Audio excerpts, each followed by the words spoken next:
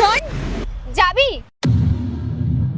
আমি তোকে এক রাতের জন্য পুরো 30,000 টাকা দেব। আমার মেয়েদের উপর কোনো ইন্টারেস্ট নেই। আরে আমি আমার জন্য বলছি না, আমি আমার বরের জন্য বলছি। বরের জন্য? কেন? তুই তোর বরকে খুশি করতে পারিস না? তোর ওই সব জেনে কোনো লাভ নেই, তোর তো শুধু টাকা নিয়ে দরকার।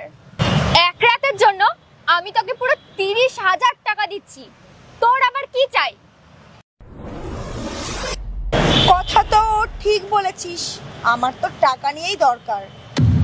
বল কি করতে হবে? আমার সঙ্গে চল, আমি সবটাই বলছি। ঠিক আছে চল।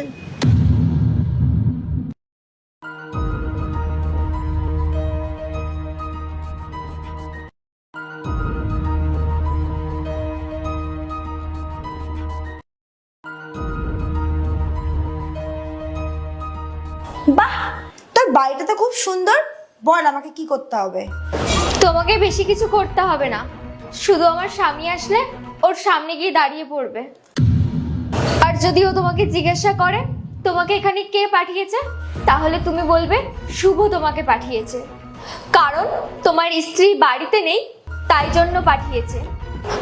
আসলে আমার স্বামীর উপর আমার খুব সন্দেহ আছে, যখন আমি বাড়িতে থাকি না তখন ও মেয়েদের বাড়িতে আনে। আমি তাই ওর একটা ছোট্ট পরীক্ষা নিতে চাই। ও, এই কাজের জন্য এনেছিস? আমার তো শুধু টাকার দরকার, কোনো ব্যাপার না, চল চল।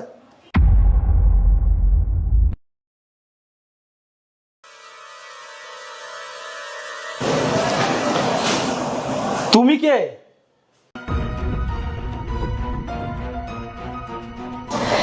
তোমার বউ তো আজকে ঘরে নেই, তাই আজ রাতের জন্য আমিই তোমার বউ, আমিই তোমার গার্লফ্রেন্ড, আমিই তোমার সবকিছু। সরে যাও এখান থেকে, আমার গায়ে হাত দেওয়ার দরকার নেই। আমাকে শুভ পাঠিয়েছে। কেন? আমাকে তোমার পছন্দ হয়নি?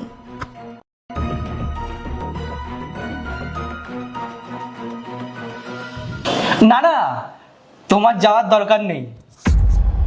শুভ আমার টেস্টটা খুব ভালোভাবেই জানে, তাই তো তোমাকে এখানে পাঠিয়ে দিয়েছি। সারাদিন অফিসের কাজে এত ব্যস্ত থাকি, তাই তো তোমাকে পাঠিয়েছি। দারুণ জিনিস পাঠিয়েছি। তাহলে চলো। দাঁড়াও, এত তাড়াহুড়ো কিসে? সবে তো বাইরে থেকে আসলাম, আগে একটু ফ্রেশ হয়ে নি। তুমি একটা কাজ করো, তুমি রুমে গিয়ে ওয়েট করো, আমি এক্ষুনি আসছি, ঠিক আছে?